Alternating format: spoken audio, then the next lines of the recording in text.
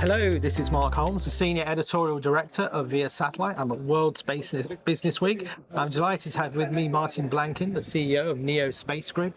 Martin, it's been such a big year for NSG, a lot to unpack over the last year. Can you just maybe highlight one or two of the key milestones for the company over the last 12 months? Thank you, Mark, and good to talk again. Look, we focused on mainly the downstream activities to begin with. If you understand your customer, then you can also make better informed decisions on where you want to allocate your capital in terms of space assets. So on the geospatial side, we made two acquisitions. One is a geospatial company to provide insights and answers to mainly Saudi Arabian companies, and we bought Up 42, a geospatial marketplace. Who set up a sort of an image of their platform in the kingdom, and that will help to aggregate all sort of geospatial demand and supply. They bring them together. And on the Satcom side, we pushed forward in the IFC market as a first sort of entry into that part. And that's going quite well, actually. So, it's been an eventful year. Lots more to do, though. Well, let's talk about those two acquisitions a little bit more, because they're very different acquisitions. But, so if we look at sort of Up 42, why was that an important acquisition for the company? What does it sort of give you that perhaps you didn't have before? Yeah, I think it is probably good to start answering that question with the vision of the Kingdom of Saudi Arabia. They want to give a firm boost to the geospatial industry in Saudi Arabia.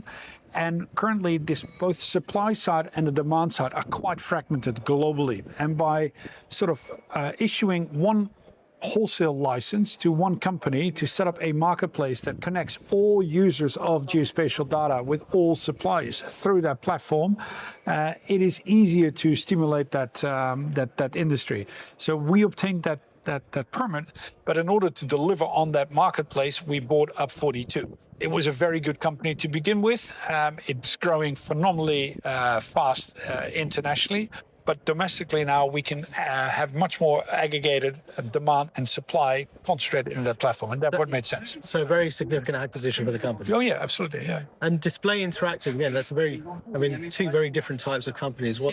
Tell us a little bit more about the logic behind that one. Well, both are software companies. So software rules the world, right? So what Display Interactive do is they have developed a traffic management platform, if you will, that can connect the end users of internet services with various sources of connectivity.